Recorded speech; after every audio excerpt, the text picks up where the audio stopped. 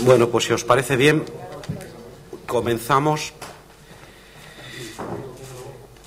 Bueno, en primer lugar, como presidente de la mesa, presidente de la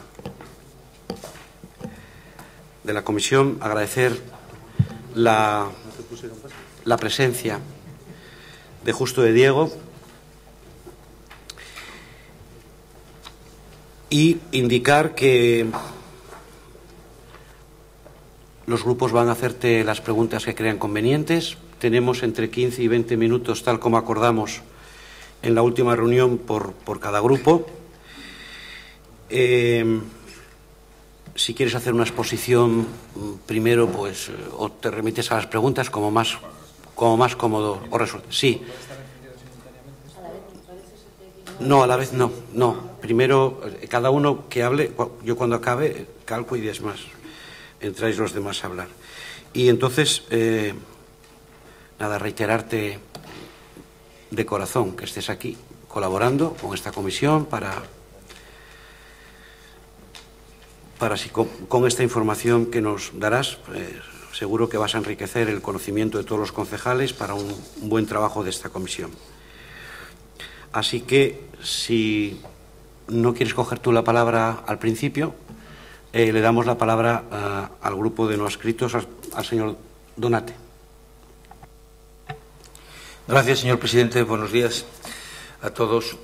Yo, en primer lugar, aparte de reiterar el agradecimiento al letrado por acudir a esta reunión o a esta comisión, quería que matizara un poco su postura dentro del organigrama o del problema de lo que va a estudiar la comisión. Yo quería que usted nos aclarara sobre qué aspectos o hitos del proceso del Calatrava nos puede aclarar usted cosas. Es decir, si usted ha intervenido en todo el proceso del Calatrava o solo en algunas cosas concretas, si usted nos puede hablar en definitiva de todo el proceso del Calatrava o solo de aquellas cosas puntuales y concretas en las que haya intervenido. Buenos días. Muchas gracias. Con la venida, señor presidente. Lo primero, ningún agradecimiento tienen que profesarme hacia mí, porque es mi deber y además lo hago gustoso. Entre los deberes y las funciones que tiene el abogado consistorial no solo es la defensa de los intereses públicos que encarna el ayuntamiento ante los órganos jurisdiccionales, sino también una labor de asesoramiento a la corporación, con lo cual es un acto debido y además un acto querido en la medida en que forma parte de nuestra profesión y nuestra vocación. La intervención ya respondiendo a su cuestión, la intervención del Servicio de Abogacía Consistorial se produce básicamente a partir del momento en que se produce el auto de declaración de concurso de la empresa Jovianos 21 SLU, que es el 25 de octubre del año 2012. Hubo una intervención previa, muy puntual, que yo recuerde ahora, que fue a principios de agosto de ese mismo año, en el que, con ocasión de un incumplimiento que se había constatado en la famosa cubierta móvil del Palacio de Exposiciones y Congresos, se determina por los técnicos municipales que eso comporta un perjuicio patrimonial para el ayuntamiento, es valorado por el señor ingeniero municipal y en ese momento es cuando la sección o el servicio de contratación emite un informe muy riguroso, muy exhaustivo, como por otra parte es habitual en ese servicio, en el que da cuenta de todas las actuaciones llevadas a cabo en el expediente llamado de Calatrava. Se efectúa una propuesta que consiste en valorar ese perjuicio que supone para el municipio, para el ayuntamiento, que una de las características fundamentales del proyecto, que era que la cubierta fuese móvil, en la medida en que no se puede mover, pues eso comporta un perjuicio, es valorado y eso determina una modificación de contrato, modificación puntual, y es la que motiva un pequeño informe hecho por el servicio, porque en ese momento creo recordar que la titular de la Dirección Jurídica Municipal estaba de vacaciones, era el mes de agosto, y por ese motivo pues nosotros emitimos un informe exclusivamente de conformidad al informe que emite el servicio de contratación, que, como le digo, era muy exhaustivo. Por tanto, la intervención realmente del servicio de abogacía consistorial se produce a partir del auto de declaración de concurso y, más propiamente, a partir del informe provisional que emite el señor administrador concursal, que es donde hace un chequeo realmente de toda la actividad de la empresa concesionaria o contratista, y ahí realmente es la piedra, hay un punto de inflexión. Realmente el informe del administrador concursal es el que pone de manifiesto determinadas conductas, determinados comportamientos por parte de la empresa, que es lo que ha motivado toda la serie de actuaciones que con posterioridad han motivado nuestros informes y acuerdos por la propia corporación municipal. O sea que, en resumen, usted solo nos puede aclarar lo que su intervención en este proceso es a partir del auto de concurso, ¿no? Solamente puede a partir, me parece que lo cifró en septiembre, octubre del 2012. El auto de declaración de concurso del juzgado mercantil número 9 es del 25 de octubre de 2012. Lo que ocurre es que, con motivo del informe del administrador concursal, se viene en conocimiento de una determinada conducta de la empresa concesionaria de años anteriores. Por eso le digo que realmente el documento básico que nosotros hemos utilizado es el informe del administrador concursal, que pone de manifiesto una situación de la empresa lógicamente anterior al informe, ¿no? Bien, ya ciñéndonos más concretamente al asunto, ¿usted sabe si hubo alguna decisión política en los procesos donde usted intervino que no estuviera avalada o refrendada por un informe técnico? A ver, el expediente es muy voluminoso. En lo que mi memoria alcanza, creo que todos los acuerdos municipales fueron adoptados previa a la emisión de informes técnicos y jurídicos. Creo que es así. En todo caso, me permito recordar a todos que los acuerdos municipales, como todos los actos dictados por las administraciones públicas sujetos al derecho administrativo, se presumen válidos. Bueno, no porque lo diga yo, lo dice el artículo 57.1 de la Ley de Régimen Jurídico, lo cual implica que todos ellos están investidos de esa presunción jurisdicta, lógicamente, de acierto y de validez. En la medida en que no han sido impugnados, son acuerdos válidos e inimpugnables, salvo que alguien detectara algún vicio de nulidad de pleno derecho que pudiera dar lugar a una acción de nulidad por el 102 de esa misma ley, que no es el caso. Bien, una última pregunta. En relación con el entramado societario de la concesionaria. ¿Podría usted decirnos si los servicios jurídicos del Ayuntamiento han detectado alguna operación sospechosa desde el punto de vista mercantil, estamos hablando, que les haya parecido extraño o que se salga fuera de la práctica habitual de las empresas en este tipo de concesiones? Que existe un grupo de empresas es una realidad que también pone de manifiesto el propio informe del administrador concursal, donde anota con todo detalle y exhaustividad dos grandes grupos de empresas, todas ellas en la que se van entremezclando los propios socios y los administradores de esas sociedades.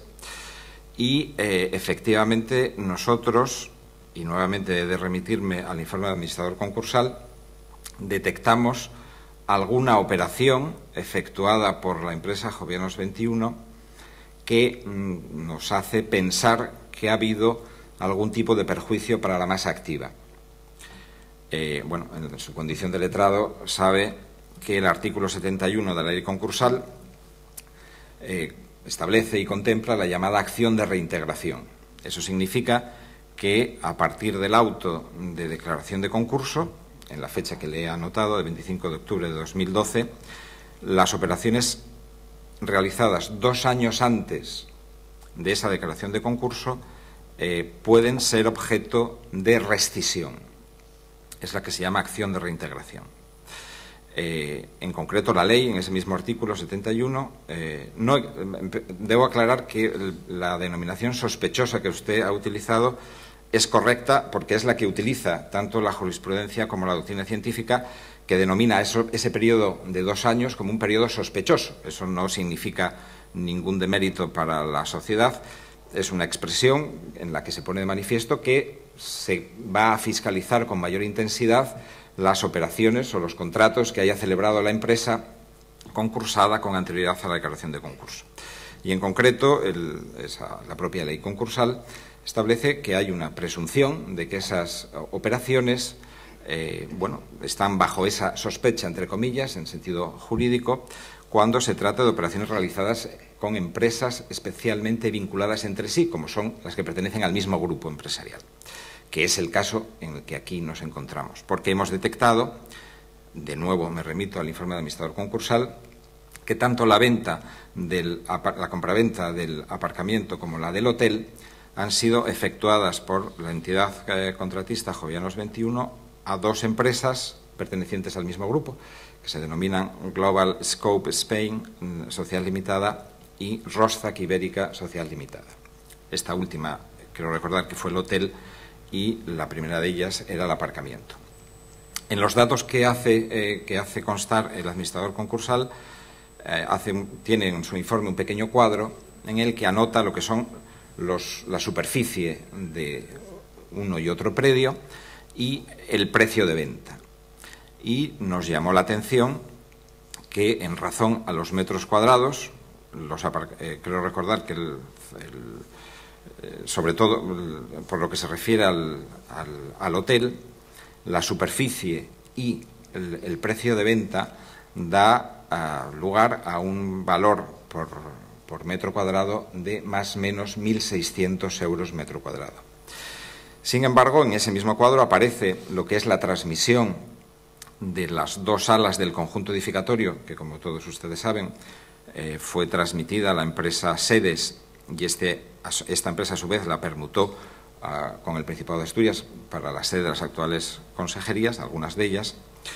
En ese mismo cuadro aparece una superficie sustancialmente coincidente con la del hotel, pero a un valor en venta de cerca de 3.000 euros metro cuadrado. Esa diferencia nos llamó la atención, lo preguntamos al ingeniero municipal.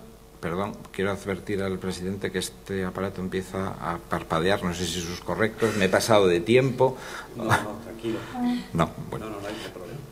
Bien, decía que los técnicos municipales advierten esta diferencia y efectivamente nos confirman que esa diferencia del precio de venta es significativa, es muy llamativa. En principio, cuesta más hacer un hotel que hacer, digamos, unas oficinas, ¿no?, aunque solo sea por los equipamientos o las dotaciones que requieren uno y otro inmueble. Esa situación nos hace pensar que el precio de venta del hotel y por extensión de los aparcamientos es un precio de venta no real, no de mercado, porque presumimos que el precio que ha consignado Sedes es un precio más ajustado a la realidad. Tampoco hay que olvidar que la Sindicatura de Cuentas del Principado de Asturias fiscalizó a la empresa Sedes y creo recordar que es en el punto 2 romanos, punto 7, se refiere específicamente a la operación de Buenavista. Y allí anota que los precios que han manejado y los valores que han manejado tanto Sedes como el Principado de Asturias vienen avalados por informes técnicos e incluso creo recordar que hace referencia a un informe de una sociedad de tasación, lo cual nos lleva a pensar que el precio de venta de esa operación a través de Sedes parte de un valor real de mercado y por contraposición el precio de venta del hotel nos parece, por tanto, que no se ajusta a la realidad. De todas maneras, no nos hemos contentado con esta simple comprobación, sino que hemos ido al presupuesto de ejecución material de las obras de construcción del hotel y hemos visto que el precio de ejecución material está cifrado en más o menos unos 21 millones de euros de ejecución material. Bueno, cualquiera que esté en este mundo sabe que, además del precio de ejecución material, el precio de ejecución por contrata requiere incrementarlo, al menos en el famoso 19%, 13 más 6, como sabe, los gastos de honorarios de aparejador y de arquitecto, el señor Calatrava incluso aplicando las tarifas del Colegio de Arquitectos y del Colegio de Aparejadores, ya habría una cantidad que habría que adicionar, y tampoco tiene en cuenta la repercusión del suelo. Si tenemos en cuenta que el precio de venta declarado es de 21.900.000 euros más menos, eso significa que prácticamente en el precio de venta se han excluido determinados conceptos. Bien, todo este conjunto de datos, yo, si alguien quiere alguna aclaración, casi agradecería que me interrumpieran, porque si no, a lo mejor me lanzo yo dando por sentado cosas que a mí me resultan más cercanas que a ustedes, ¿no? Bien, estas... Sí. Bueno, vengo un poco... Vengo, sabía que ese dato podía salir y me he tomado... Porque la memoria ya no es la que era. Y ese dato creo que lo tengo aquí en el presupuesto. Sí.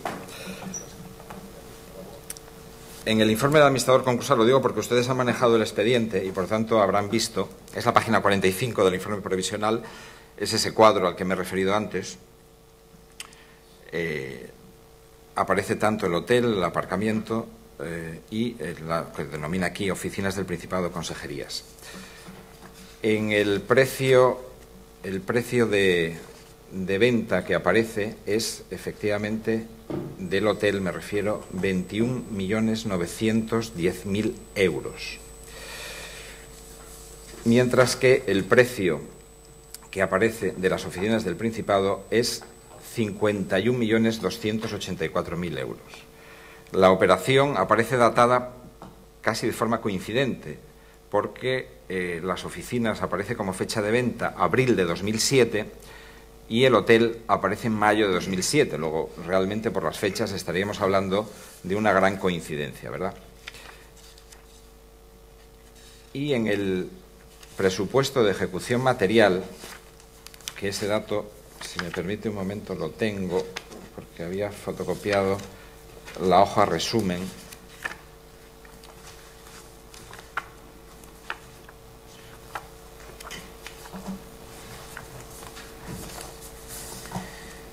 La hoja resumen. Sí, aquí está. En la hoja resumen aparece un presupuesto de ejecución por contrata de 21.331.409 con, creo que son 66 céntimos. Bueno, los céntimos a lo mejor no son tan importantes, ¿verdad?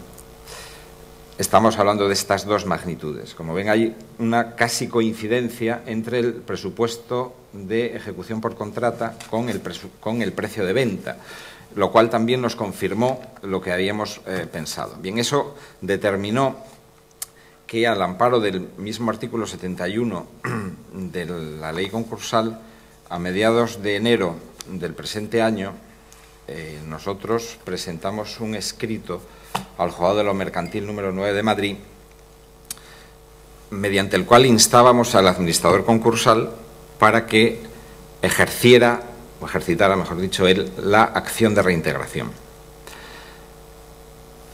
con advertencia de que, de no hacerlo, interesábamos del juzgado que nos facilitara toda la documentación que obraba en poder del administrador concursal para, a la vista de la misma, en su caso, que esta corporación valorase la oportunidad de promover esa acción. La noticia que tengo, pero está sin confirmar, es que el administrador concursal ha emitido ya un informe al juzgado. No nos han dado traslado todavía del mismo, pero parece que no es favorable al ejercicio de esa acción rescisoria.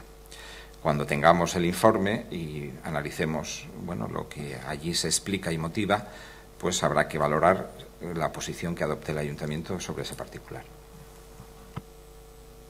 Bueno, me da la impresión de que me he excedido entre su atenta y prolija explicación y las preguntas. Me parece que me he excedido con mucho de mi tiempo, o sea que le cederé la palabra al señor presidente para que continúe con el proceso de la comisión. Gracias, de todas maneras. Bien, no, gracias a usted. Yo lamento que a lo mejor con mi intervención haya agotado su tiempo, ¿no? Yo, en todo caso, estoy dispuesto. Yo sí que no estoy sujeto a tiempo, o sea que me pueden hacer las preguntas que quieran, por supuesto. Había usted un campo muy sugerente en ese tema, pero más propio.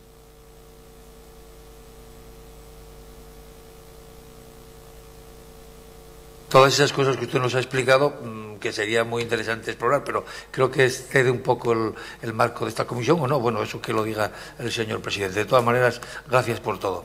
Muchas gracias a usted. Bueno, no se ha excedido usted en absoluto en las preguntas porque efectivamente lleva exactamente 16 minutos. Bueno, yo al hilo de la voy a preguntar, ahora es mi turno, al hilo de los datos que el abogado consistorial acaba de explicarnos sobre el precio de venta y el precio de compra de esta sociedad Jovianos 21, es decir, en el mismo lugar, estos hechos que acabas de relatar o que acaba de relatar se producen en el mismo lugar, en la misma obra, los mismos materiales, la misma mano de obra y además con un componente importante que yo creo que es interesante que la gente lo sepa, que los ciudadanos lo sepan, y es el hecho de que el suelo, el coste del suelo a esta sociedad, es decir, todo el antiguo Carlos Tartiere, el suelo y el subsuelo, le ha salido absolutamente gratis a esta sociedad. El valor es cero de coste. La pregunta, al hilo de su última intervención, es la siguiente. ¿Qué podemos entender? Que cuando esta sociedad vende al Principado, vende a 3.000 euros aproximadamente, y cuando se compra a sí mismo, se compra a 1.600. A ver, yo pongo de manifiesto hechos. La valoración de los mismos corresponderá, en su caso, al juez de lo mercantil si se promueve un incidente concursal o a esta comisión, que es la que en definitiva habrá de valorar. Nosotros ponemos de manifiesto unos hechos y esos hechos, bueno, vienen a confirmar que hay un diferente precio de venta. Esa diferencia podría estar o venir justificada o explicada en razón a que se trata de empresas del mismo grupo. Más allá no me atrevo a hacer una valoración.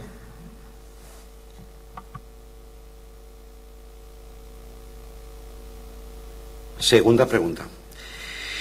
Teniendo en cuenta la situación económica, patrimonial y financiera de esta entidad mercantil, Jovianos 21, y en su caso la mercantil Vasco 21, ¿considera usted que habría sido aconsejable para una mejor defensa de los intereses municipales una intervención anterior por parte de la abogacía consistorial o en su efecto o defecto de los servicios municipales competentes? Perdón. Vamos a ver, la intervención siempre se produce, bueno, porque la corporación considera que en un determinado momento el servicio jurídico debe intervenir. Previamente hay otros departamentos dentro del ayuntamiento que son los que de alguna manera han llevado y gestionado este expediente y, bueno, ellos habrán determinado en cada momento el grado de intervención que requería. Hay una tendencia general en la administración local, y esto es quizá una consideración más particular, pero de carácter general, donde en ocasiones, y es una tendencia de la que bueno, pues no ha quedado libre mi ayuntamiento, donde parece que los servicios que se prestan en régimen de gestión indirecta, quizá las corporaciones son un tanto permisivas o contemporizadoras con los concesionarios y contratistas. No hay, digamos, un control y una fiscalización rigurosa o estricta por parte del ayuntamiento, probablemente por carencia de medios, para fiscalizar y controlar a los concesionarios contratistas. Eso determina que en diversas ocasiones se produzcan, bueno, disfunciones, desviaciones, probablemente porque se olvida que se está gestionando un servicio público y el hecho de que intervenga un contratista privado en modo alguno descalifica o degrada ese servicio público. En ese sentido, quizá todos tendríamos que asumir quizá un grado de culpa por no extremar el celo en la vigilancia y el control y fiscalización de los servicios concedidos. Esa tendencia, que quizá era más acusada en el pasado, puedo comprobar, por lo menos en mi ayuntamiento, que afortunadamente ya no es así, y desde hace ya algunos años el control que se efectúa por los técnicos municipales de las empresas concesionarias es más intenso, en definitiva, el que debe ser. No sé si esto responde o no a la pregunta. Sí, responde perfectamente a la pregunta. Muchas gracias. A la vista del procedimiento o procedimientos judiciales seguidos por el Ayuntamiento de Oviedo frente a Jovellanos 21 y, en su caso, a la mercantil Vasco 21, ¿podría indicarnos en cuánto estima el coste económico para el erario municipal en el supuesto que las resoluciones judiciales fueran desfavorables para los intereses del Ayuntamiento? Perdón. Ya le voy yo cogiendo el truco.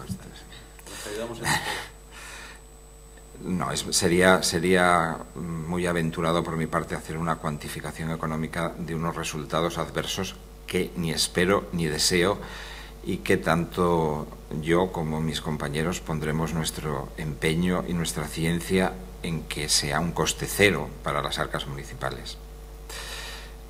En todo caso, ahora mismo está en trámite el procedimiento de liquidación del contrato y en él, bueno, se determinará, lógicamente, cuál ha de ser el precio final que el Ayuntamiento haya, en su caso, de abonar a la contratista por la obra ejecutada.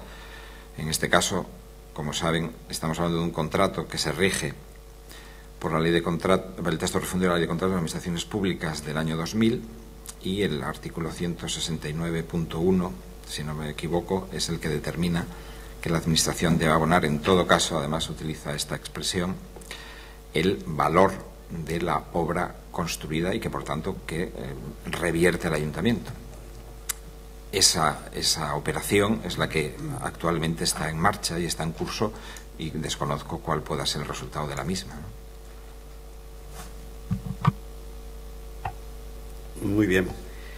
Una pregunta al hilo de lo anterior.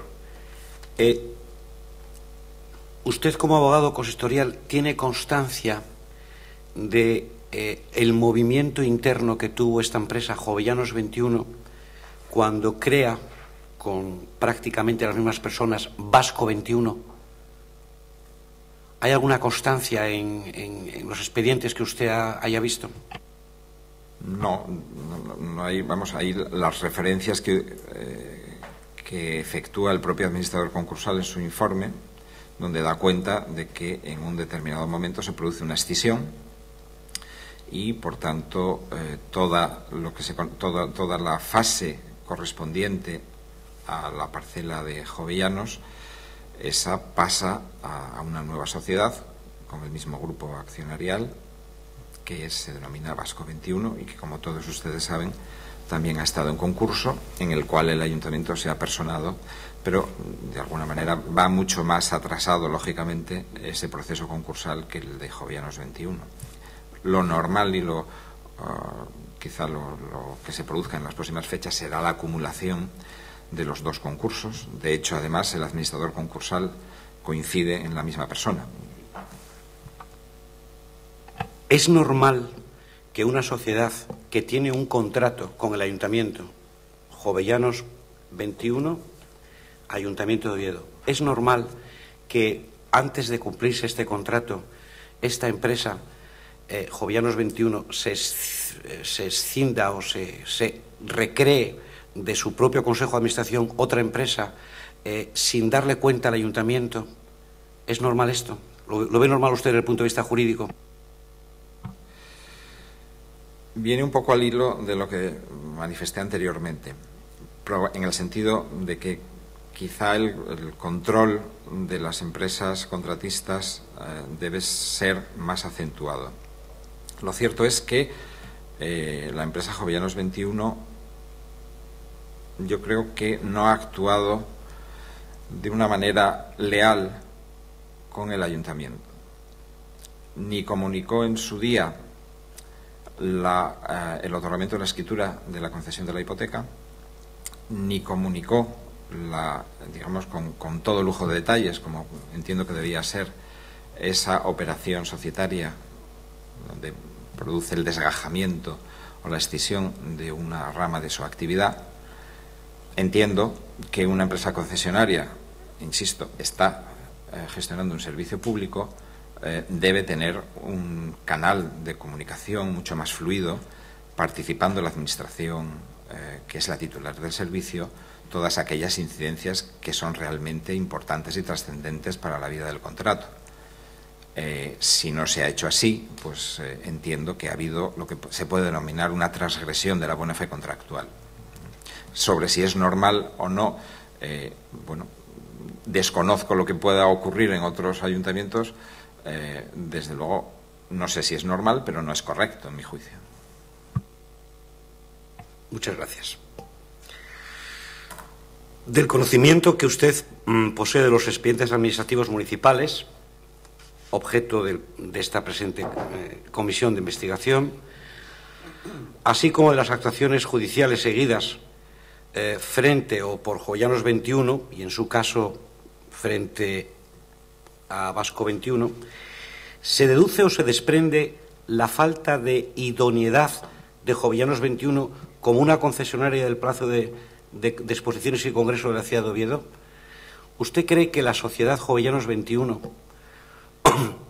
fundada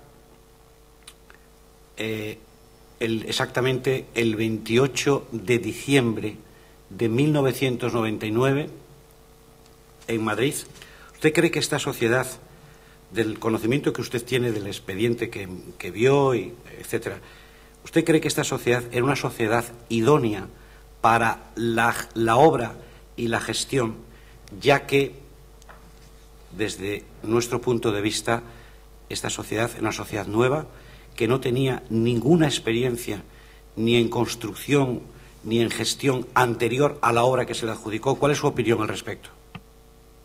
Necesariamente debo remitirme al expediente, es decir, los pliegos de condiciones económico-administrativas y condiciones técnicas establecen unos requisitos de solvencia técnica y profesional y económica, y en su momento la corporación y los servicios municipales valoraron que sí reunía esos requisitos de solvencia y consecuentemente se adjudicó el contrato.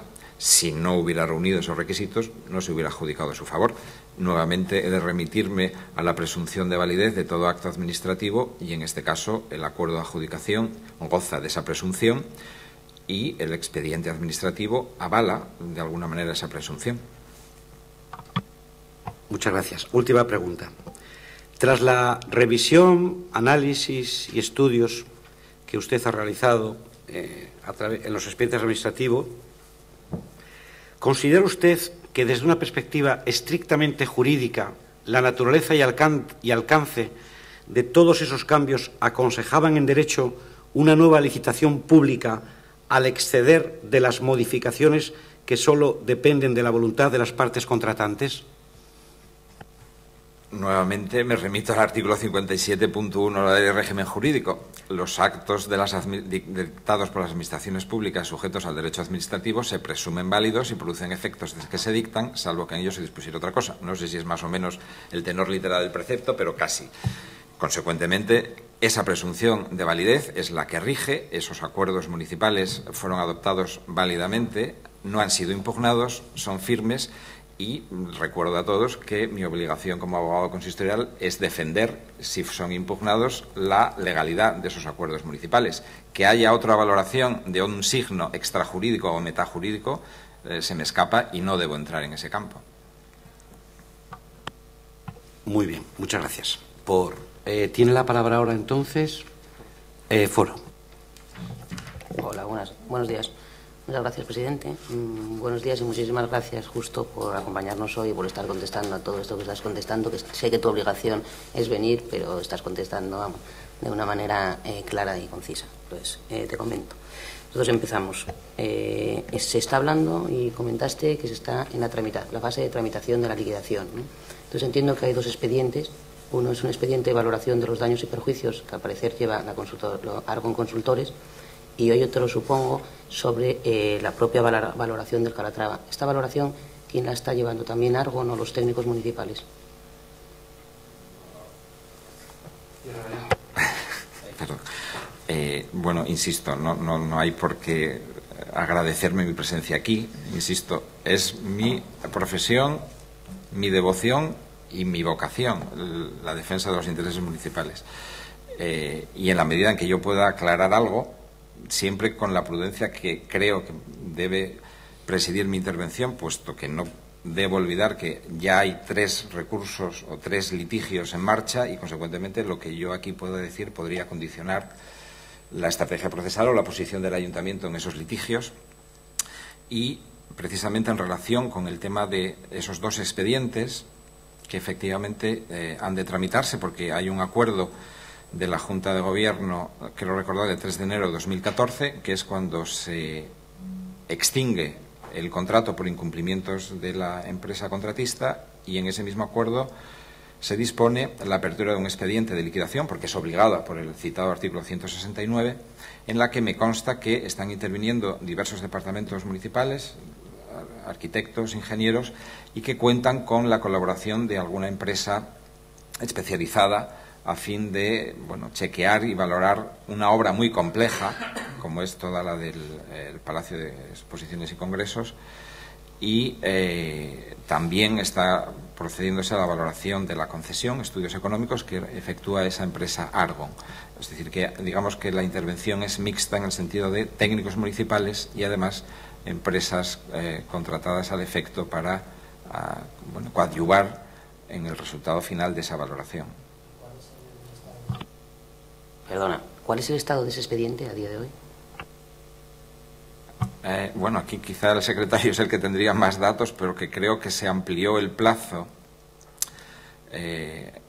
Había un plazo de un mes, pero se aprobó la ampliación por otros 15 días, el máximo permitido por la ley. No conozco ahora exactamente la fecha de finalización de ese plazo, pero bueno, en todo caso, antes de que finalice, el Ayuntamiento tendrá esa valoración. Muchas gracias. Me lío con esto. En relación a la situación de la liquidación, ¿qué estrategia se va a seguir? Es decir, el Ayuntamiento tenía unos bienes, tenía unos derechos, de 2 solares, derechos de edificabilidad. A día de hoy no tiene solares, no tiene derechos de edificabilidad, es decir, no tiene nada. Entonces, ¿se va a tener en cuenta en esa estrategia de defensa de los intereses del Ayuntamiento y, por ende, de los ciudadanos, que al fin y al cabo son los que acaban de pagar esa despatronización? Es decir, ¿se va a tener en cuenta el daño emergente y el lucro cesante, o simplemente lo de los 45 millones del contrato? La prudencia me impide responder como probablemente me gustaría a esa pregunta, porque, y además como letrada lo sabe perfectamente, si yo ahora descubriera aquí la estrategia que va a tener el Ayuntamiento, fácilmente comprenderá que, al mismo tiempo que ustedes me están escuchando, supongo que me escucharán también la contraparte, y tomaría buena nota de cuál es esa estrategia. Lo que le puedo garantizar es que, y aquí tengo que decirlo como es, ¿no?, porque se personaliza en mi condición de abogado consistorial, pero es un servicio y son mis compañeros los que han trabajado en iguales condiciones que yo, y por tanto su esfuerzo y su dedicación en este asunto, bueno, debo resaltarla porque es de justicia, y no haría yo honor a mi nombre si no la pusiera de manifiesto. Y en ese sentido, lo que puedo garantizar es que nuestro empeño, esfuerzo y nuestra ciencia, aunque sea limitada, se pondrá al servicio de que esos intereses públicos queden defendidos de la mejor manera posible. Nuestro objetivo final es que no suponga ningún coste para el erario público. Ese es nuestro objetivo, como lo es siempre. En cuanto al contrato, usted misma ya apunta ahí una de las claves. Efectivamente, en ese contrato, que era un contrato complejo, atípico en el sentido de que no responde a ninguno de los tipos de los contratos administrativos en la ley de contratos, por eso se dice atípico, no porque sea algo extraño. Tiene una serie de prestaciones y contraprestaciones para las partes.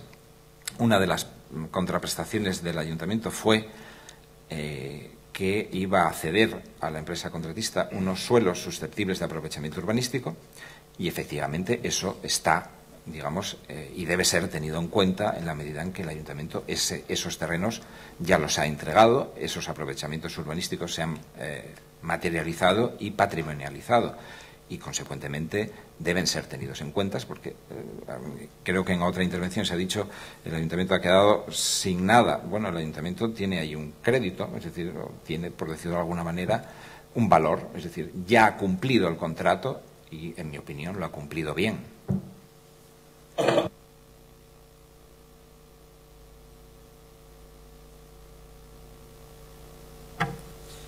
Vale, el Ayuntamiento de Oviedo devuelve un aval de 7 millones y pico, creo, al contratista y 4 o 5 meses después cree que por incumplimientos justifican unos incumplimientos del contratista para resolver el contrato por culpabilidad. Entonces, yo me pregunto, ¿se devolvió ese aval de 7 millones? ¿Cuál era el objeto de ese aval de 7 millones? Ahora, en el contrato hay distintos tipos de garantías. Había garantías para la ejecución de la obra, había garantías para la segregación y la división en propiedad horizontal de los predios existentes tanto en la parcela de Buenavista como en la de Jovellanos. Creo que esa cantidad a la que usted se refiere, más o menos, me parece que son 7.900.000 euros, ¿puede ser? Creo que esa se corresponde con la segregación y división horizontal de la parcela de Buenavista, porque creo que la de Jovellanos era 7.560.000 euros, más o menos. Es decir, hay que atender a el origen y la causa de la garantía que se exigía. Precisamente esa referencia que usted hace creo que tiene que ver con ese informe que tuvimos que hacer nosotros en el mes de agosto de 2012, que es cuando se plantea por la entidad Jovellanos 21. En ese momento no está declarada en concurso. Es importante retener las fechas porque pueden explicar muchas de las decisiones que se tomaron a lo largo de este proceloso expediente. En ese momento Jovellanos 21 no está declarada en concurso y solicita que se proceda. Ha concluido ya las obras de construcción del palacio, se ha formalizado el acta de recepción, corríjanme si me equivoco, pero creo que es 6 de mayo de 2011, y en ese momento está en condiciones de otorgar la escritura de segregación, puesto que, como usted ha apuntado antes, hay terrenos que el ayuntamiento tenía que ceder a Jovellanos 21, entonces eso tiene que llevarse al registro de la propiedad, tiene que otorgarse la escritura y precisamente una de las condiciones que se ponía para el otorgamiento de esa escritura, porque digamos, todo esto arranca de un acuerdo de 2003. Entonces, en 2003 se impone esa obligación de, una vez finalizada la obra, debe procederse a la segregación de los distintos predios y el otorgamiento de la escritura. Y se establece como garantía un aval de 7.900.000 euros. Hay finalizada la obra, Jovellanos 21 dice, bueno, devuélvame esa garantía, puesto que yo ya estoy en condiciones de otorgar la escritura de segregación. Estamos en agosto de 2012, el acuerdo se adopta, creo que fue en Junta de Gobierno local de 4 de octubre de 2012, y en ese momento efectivamente se dispone al mismo tiempo cuantificar lo que es el perjuicio que percibe que sufre el ayuntamiento como consecuencia de la cubierta móvil que no se mueve, valga la expresión, y en ese mismo acuerdo, en la medida en que se considera que la segregación se puede llevar a efecto, se acuerda la liberación o la devolución de ese aval. Usted apunta, y muy atinadamente, que cómo es posible la devolución de ese aval cuando luego se descubren incumplimientos contractuales tan graves que han determinado la extinción. Y por eso antes decía que la secuencia cronológica es importante. Fíjese, si no me equivoco, es Acuerdo de Junta de Gobierno Local, 4 de octubre de 2012. La declaración de concurso se produce el 25 de octubre. El informe del administrador concursal entra en el juzgado de lo mercantil o está datado en fecha 27/12/2012 y tiene el ayuntamiento, tomamos conocimiento de él en el mes de enero de 2013. Como dije antes, el informe del administrador concursal constituye el punto de inflexión. Es decir, lo que el ayuntamiento no conocía hasta ese momento viene en conocimiento a partir del informe del administrador concursal. Tenga en cuenta que el administrador concursal, por obligación ex lege, es el que toma cuenta de todo el estado económico-financiero de la sociedad, de sus libros, de sus cuentas, de sus balances, de todas las operaciones. Información esa a la que el ayuntamiento nunca había tenido acceso antes. Los incumplimientos nosotros los advertimos porque, de alguna manera, el administrador concursal nos pone en la pista. Nos pone en la pista de que no hay el personal que estaba comprometido, 20 personas en su oferta, una en realidad trabajando, el equipamiento que debía tener el Palacio del orden de 7,5 millones de euros, el administrador los tasa en apenas 480.000 euros. Esos datos son los que pone de manifiesto el administrador concursal. Es decir, a partir del enero de 2013 es cuando el ayuntamiento toma conocimiento de incumplimientos de la contratista. Cuando se acuerda el 4 de octubre de 2012, el ayuntamiento no tenía ese conocimiento. La pregunta que supongo me hará o que yo me haría es, si el ayuntamiento hubiera tenido conocimiento de esos incumplimientos, ¿hubiera devuelto el aval? Si tenemos en cuenta cuál era el objetivo de ese aval, que era proceder a la segregación, yo entiendo que habría poco recorrido en el ayuntamiento para negar la devolución del aval. Además, por una cuestión que me viene ahora a la memoria. Fíjese que estamos hablando de incumplimientos contractuales en lo que es la gestión. Y para la gestión, el propio contrato preveía una fianza específica. Hablo nuevamente de memoria, pero creo recordar que la fianza era de 751.000 euros. Justamente en el acuerdo de la Junta de Gobierno Local de 3 de enero de 2014, el ayuntamiento, porque ha habido incumplimientos gravísimos de la contratista, incauta esa fianza.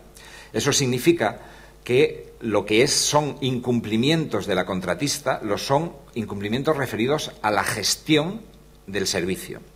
Y para eso hay una fianza específica que son la fianza de 750.000 euros.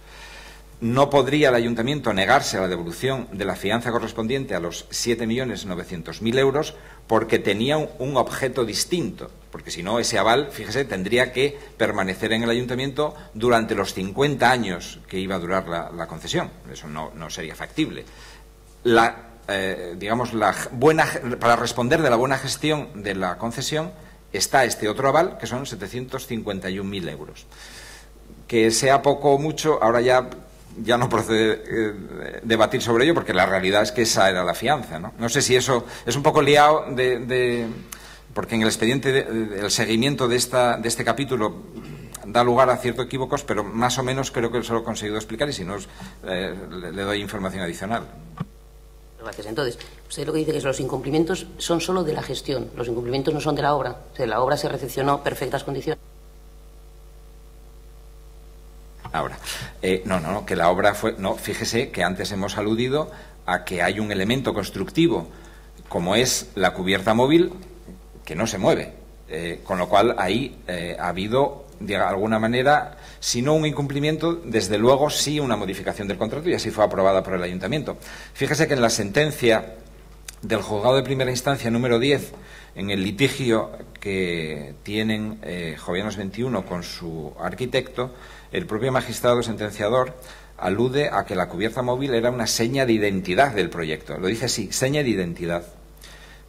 Si eso es así y no se mueve, pues efectivamente la obra hay que pensar que no se ha construido tal y como fue presentado el proyecto y aprobado por el ayuntamiento.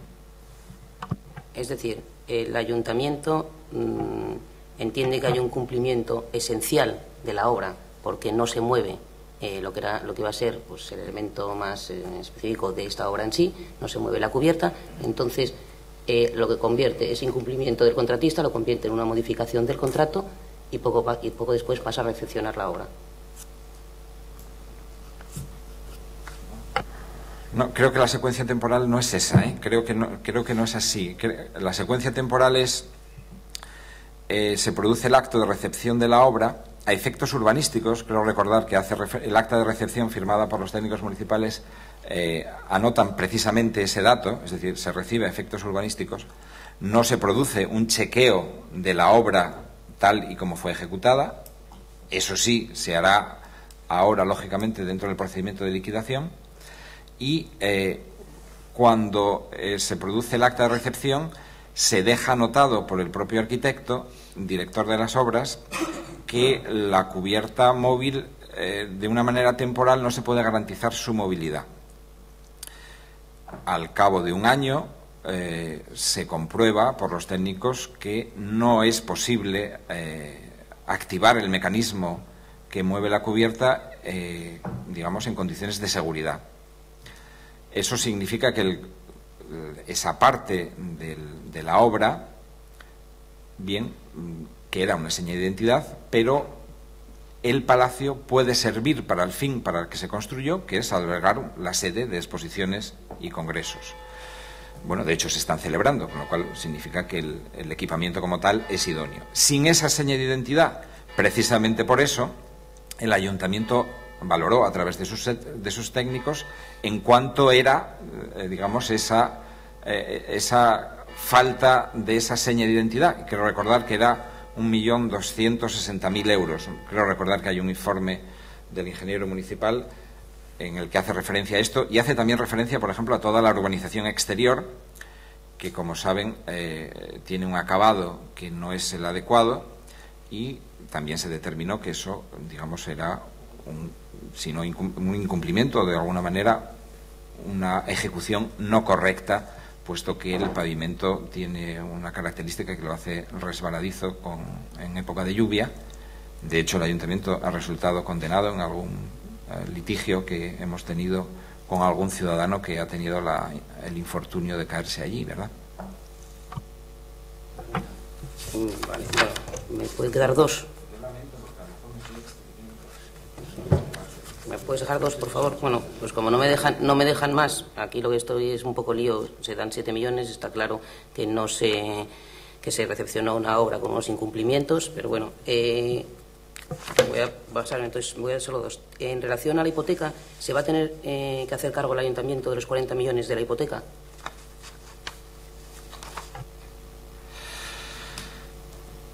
La respuesta es no.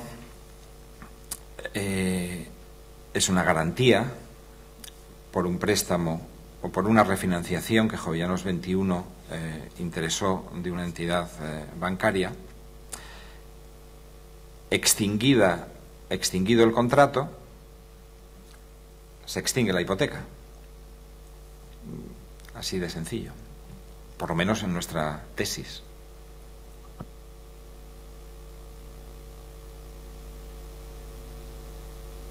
Es una tesis, que puede haber otra, ¿no? Porque cuando compras una casa, la compras con las cargas, muchas veces, entre terceros, no sé si este caso es el mismo o no, pero bueno, mejor no. Bueno, es una tesis, pero yo creo que está sólidamente fundamentada jurídicamente. ¿Tiene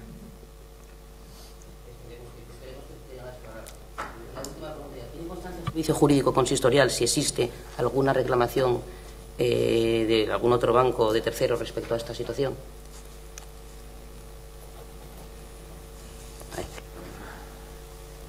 En la actualidad hay 3 litigios que tenemos en marcha. El primero son los propios autos de declaración de concurso, autos número 585-2012 del Juzgado Mercantil número 9, en el que hay distintas fases y, bueno, estamos siguiendo cada una de ellas. El administrador concursal ha presentado ya el plan de liquidación, nosotros hemos presentado unas alegaciones al respecto, sigue su curso, ¿no? Frente al acuerdo municipal de 3 de enero de 2014, se ha interpuesto un recurso contencioso administrativo por Jovellanos 21 en la persona de su administrador concursal. Ha sido turnado al juzgado de lo contencioso número 5. El juzgado nos ha requerido la remisión del expediente administrativo. Me consta que se está tratando de escanear y fotocopiar, porque, como ustedes saben, porque han tenido acceso al mismo, es un expediente muy voluminoso y en el momento en el que lo tengamos lo remitiremos al juzgado para que siga la tramitación oportuna. Suponemos, porque ese es el motivo de la impugnación, que no se está de acuerdo con la resolución del contrato por incumplimiento. Ya hay un tercer litigio, que es de la trabajadora de Jovellanos 21, que demanda en vía judicial laboral al Ayuntamiento en un juicio que se celebrará próximamente, ¿no? En este mismo mes, creo recordar. Esos son actualmente los 3 litigios que hay ya en firme, ¿no? Pues muchas gracias y como no me dejan, señor presidente, preguntar más, dejo la palabra al Partido Socialista. Bueno, Belén, son 20 minutos. Eran 15, habíamos acordado entre 15 y 20, pero bueno, de acuerdo. Alfredo. Bueno, buenos días al representante de la Abogacía Consistorial. Y nos gustaría conocer su opinión sobre algunos de los momentos del procedimiento en donde se mantienen, para nosotros, ciertas dudas sobre la corrección de la forma de proceder del Ayuntamiento. Más o menos van a ser unas 20 dudas las que le vamos a plantear.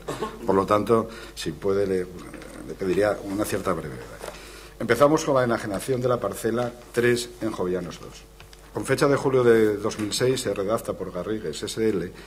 dictamen sobre la conveniencia de la enajenación de la parcela mediante subasta, incluyendo la valoración de los activos municipales en 4.993.000 euros. En el informe de fecha 8 de agosto de 2006, relativo a la subasta que el Ayuntamiento de Oviedo convoca para la enajenación del local número 3 en construcción en Jovellanos 2, de 13.884 metros cuadrados, el titular de la asesoría jurídica da el visto bueno a los pliegos de la subasta. Es evidente que no se trata de una subasta en su concepto general, ya que si bien el tipo es de 4.900.000 euros, en los pliegos de las condiciones técnicas se condiciona la enajenación a que se efectúe el pago de 24.475.000 euros a Jovellanos 21 en concepto de la construcción del edificio comprometido por contrato.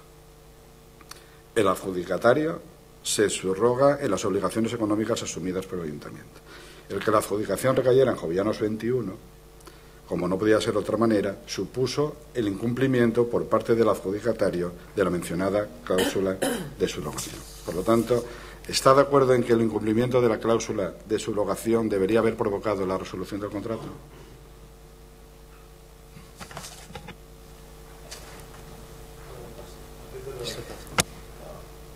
Ahora, buenos días y muchas gracias. Bueno, al finalizar esta reunión creo que todos vamos a saber de memoria el artículo 57.1 de la Ley de Régimen Jurídico de Administraciones Públicas, porque es obligado que me remita nuevamente a él.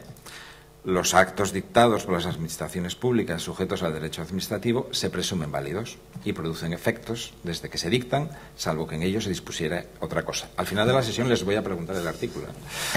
Eso da respuesta a su pregunta, muy breve y muy concisa. Hay un acuerdo municipal y se presume válidamente adoptado. No ha sido impugnado y, salvo que alguien promueva una acción de nulidad ex artículo 102 de la misma Ley de Régimen Jurídico, nada más se puede decir. Creo que la respuesta es concisa. Devolución de garantías a Jovellanos 2. Todas las sucesivas modificaciones contractuales ocurridas desde el año 2002 por diversos motivos, como es el cambio de proyectos, cambio de usos, enajenaciones, desaparición de las concesiones, subastas de parcelas, han degenerado en la nula participación municipal en el ámbito de Jovellanos 2 y con la devolución de los avales. Su desaparición completa del expediente C01/95 y debido a ello, unido a la desaparición del Centro Social de Buenavista, ha desaparecido también el argumento contractual de aplicación de la Ley de Contratos con las administraciones públicas, el de existencia de contrato de obras. El 1 de octubre del año 2007, la empresa Jovellanos 21 solicita la devolución de los avales por importe, que ya se dijo aquí, de 7,5 millones y de 1,5 millones, justificando su solicitud en que las obligaciones por las que se constituyeron dichas garantías han quedado sin efecto como consecuencia de los sucesivos cambios en los usos. Todas esas actuaciones, a nuestro proceder, deberían haber provocado por su cuantía y trascendencia la resolución del contrato y el preceptivo informe del Consejo Consultivo por su continuidad. Entonces, lo que le preguntamos es por qué no existe, como pensamos que debería haber sido preceptivo, un informe de servicio jurídico y de fiscalización.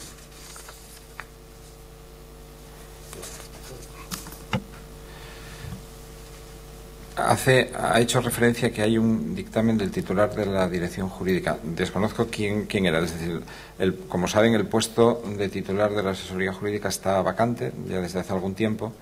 Y nosotros solo intervenimos en el Servicio de Abogacía Consistorial a partir de un determinado momento, que es, bueno, a partir de septiembre-octubre del año 2012. Con anterioridad, si usted dice que hay informes del titular de la asesoría jurídica, pues lógicamente debo remitirme a él. En todo caso, la cuestión de los avales y de las garantías es una cuestión compleja en la medida en que hay diversas garantías que, por tanto, están vinculadas a prestaciones concretas de las partes. Por eso antes hice referencia a que el aval de los 7.900.000 euros estaba vinculado a la cuestión de la segregación y no tanto a la gestión de la explotación, para lo que hay un aval distinto, que de hecho el Ayuntamiento se ha incautado esa fianza. Más allá de estas cuestiones, en el expediente administrativo ustedes habrán visto que quiero recordar que en todos los pasos que se fueron dando hubo previos informes de los técnicos municipales, del arquitecto director, a partir de un determinado momento del señor ingeniero municipal, e informes jurídicos de la sección de contratación. Desconozco ahora cada uno del contenido de esos informes. En todo caso, decía contrato de obras. El contrato es un contrato que se dice en muchos informes, es un contrato complejo, atípico y mixto, en la medida en que están entremezcladas prestaciones de muy diversa naturaleza. Esta expresión, contrato complejo, atípico y mixto, aparece por primera vez, creo recordar, en un dictamen del profesor Bocanegra, en el que, como acostumbra además en todos sus dictámenes, es muy claro y didáctico y explica de una manera muy, como siempre, muy acertada y muy atinada cuál es la naturaleza jurídica de este contrato. No es propiamente un contrato de obras, es, digamos, más complejo que eso. Hay que tener en cuenta la fecha en que se produce esta contratación, antes de la reforma de la ley de contratos del sector público, donde ya sí aparecía desarrollado y tipificado el contrato de concesión de obra pública, que en aquel momento todavía estaba, digamos, en pañales, por decirlo de esta manera. Entonces, no es un contrato de obra al uso, ¿no?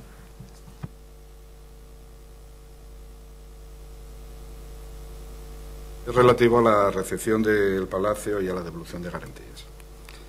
Vamos a ver. En la Junta de Gobierno de fecha 18 de abril del año 2013 se adoptó el acuerdo de cancelar la garantía de 7.900.000 euros. Esta cancelación, se dice, estaba condicionada al cumplimiento de todas las obligaciones contractuales y una de las obligaciones era la condición de que la hipoteca sobre la concesión fuera para deudas relacionadas con la propia concesión del Palacio de Congresos y Exposiciones. A la fecha de este acuerdo de la Junta de Gobierno ya se conocía el proceso concursal de Jovellanos 21 y el incumplimiento del condicionante para la hipoteca sobre la concesión, motivo que el Ayuntamiento adujo posteriormente para la rescisión contractual.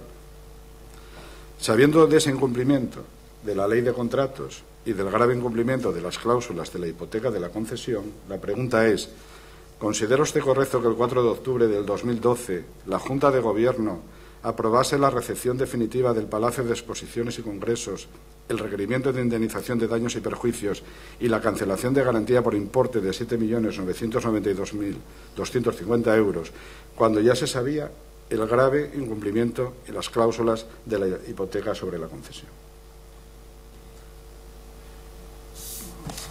Ahora sí. Dije antes, a respuestas de otro miembro de esta corporación, que la clave para entender gran parte de los acuerdos viene dada por la cronología de los acontecimientos. Creo que me ha citado al principio un acuerdo de 18 de octubre de 2013. De abril de 2013. La Junta de Gobierno que decidió cancelar. Gobierno, 18 de abril del 2013. La Junta de Gobierno adoptó el acuerdo de cancelar la garantía de 7.900.000 euros. Es un poco lioso esto. A ver, según los datos que yo tengo, la cancelación de ese aval de 7.992.250 euros se produce antes, se produce en acuerdo, que lo ha citado usted además, el día 4 de octubre de 2012, Junta de Gobierno. Y por eso antes, a preguntas de la edil, señora Arganza, respondí que en ese momento, 4 de octubre de 2012, no se tenía conocimiento de los incumplimientos, que solo venimos a conocimiento de los mismos en fecha de enero, no recuerdo la fecha, de 2013, que es cuando tenemos acceso al informe del administrador concursal. Es decir, el acuerdo municipal se adopta incluso antes de que se declare en concurso la sociedad. Creo que la fecha, vamos, salvo que yo me haya equivocado al cotejar los datos, creo que la fecha correcta en la cual se dispone la devolución del aval de 7.992.250 es 4 de octubre de 2012. Pero, bueno, es cuestión de comprobarlo en el expediente, ¿no? Acabo y luego Margarita quiere hacer alguna pregunta. El informe de 30 de agosto de la esto es actuaciones, periodo concursal y la rescisión del contrato. El informe 30 de agosto de la Abogacía Consistorial analiza punto por punto los incumplimientos de la empresa Jovellanos 21 en la gestión del Palacio de Congresos y Exposiciones. Al margen de la calificación, se otorgan en el informe a los incumplimientos de gravísimos. En las alegaciones presentadas contra esta resolución por parte del Banco Santander y de Jovellanos 21, hay una clara coincidencia en que el Ayuntamiento conocía desde al menos 2 años antes las supuestas causas que alega como motivo de la resolución del contrato y que no hizo nada. Incluso en la Junta de Gobierno del 13 de diciembre del año 2012 consideró más favorable mantener la vigilancia del contrato y que fue en el momento de la solicitud de liquidación por parte de la empresa cuando en escasa una semana preparó todos los informes tendentes a justificar esa rescisión unilateral. Las preguntas son: ¿cree usted que había alguna razón convincente para una actuación así? ¿Y cree usted que debería haber actuado previamente con los datos que disponía el Ayuntamiento? Efectivamente, tanto Jovellanos 21 como la entidad Banco Santander efectuaron esa alegación en sus respectivos alegaciones al acuerdo de incoación del procedimiento de extinción. Y a esas alegaciones nosotros desde el servicio dimos, creo, cumplida respuesta en un informe del 11 de noviembre de 2013. No sé si ese informe lo llegaron a examinar o no, pero lo digo para ser breves en la respuesta y que así puedan hacer más preguntas. Si tienen la paciencia, porque es un poco denso ese informe, de leer el informe, se da cumplida respuesta a esas alegaciones. Es decir, y en cuanto a los incumplimientos, que hubiera conocimiento de los incumplimientos de la contratista, en el expediente administrativo nosotros no vimos que se hubiera detectado esos incumplimientos. Tengan en cuenta que gran parte de las operaciones, de esos incumplimientos, solo vinimos en conocimiento de ellos gracias al informe del administrador concursal. Es decir, cuando el administrador concursal efectúa el inventario de todos los medios audiovisuales y medios técnicos con los que está dotado el Palacio, confirma que solo hay elementos por 480.000 euros. Eso nosotros lo sabemos en el informe del administrador concursal. A partir de ese momento acudimos a la oferta aprobada por el Ayuntamiento con la adjudicación y vemos que el compromiso de la empresa era dotarlo con 7.300.000 euros. Es en ese momento cuando se detecta. Anteriormente yo no he visto en el expediente administrativo, ustedes también han tenido acceso al mismo, yo no he visto que se hubiera detectado el incumplimiento. Es decir, se actúa cuando se tiene conocimiento.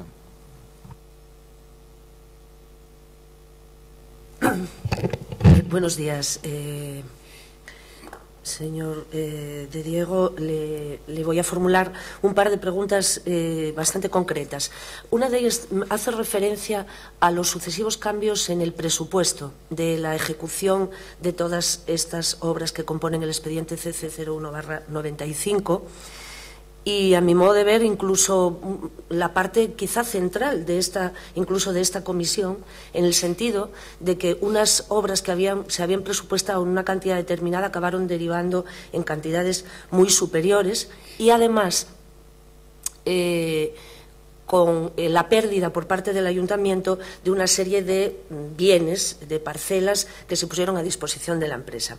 En el plano general, y por no retrotraerme al año 2000, en el que ya se había hecho una valoración de lo que podían suponer los palacios, lo cierto es que el contrato se adjudicó aproximadamente en unos 126 millones de euros y que a la recepción del contrato esas obras habían derivado en un coste aproximado de 260 millones de euros. De 126 por el que se habían contratado a 260 cantidad que resultó finalmente. Ese es un incremento de más del 106%.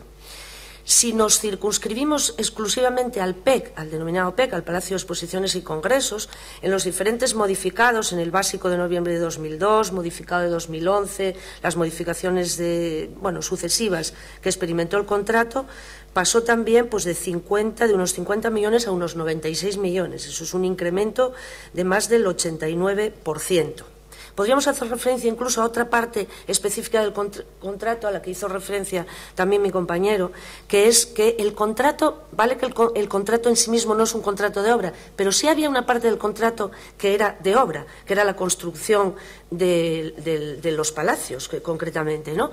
Y esos pasaron de 30 millones que había en un caso a cero, porque concretamente en el Palacio de las Artes que se iba a desarrollar en la parcela de Jovellanos II. A lo que quiero llegar es: se han producido, al menos aparentemente, y en muchas ocasiones en el procedimiento, incrementos muy superiores al 20% que permite la ley de contratos o que condicionaría, digámoslo así, o que llevaría a una rescisión del propio contrato. ¿Por qué no se hicieron valer en cada momento esa situación para rescindir el contrato?